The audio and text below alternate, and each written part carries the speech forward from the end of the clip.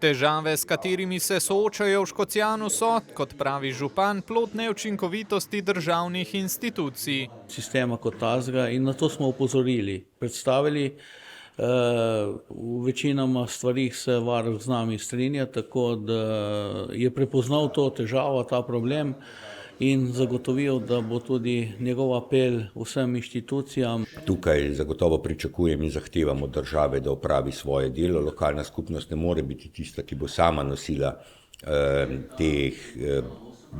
tega bremena.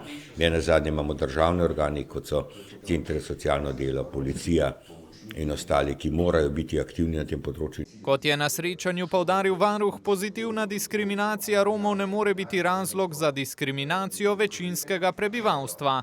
Poleg tega pa zaščitna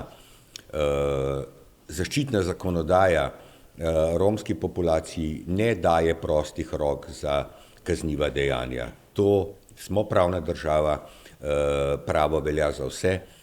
Za vsake kazniva dejanja pa so predvidene tudi sankcije. Ne glede na to, iz katerega kroga prihaja človek, je še dodal varuh, ki je ob tej priložnosti v prostorih občinske uprave odprl tako imenovani varuhov kotiček.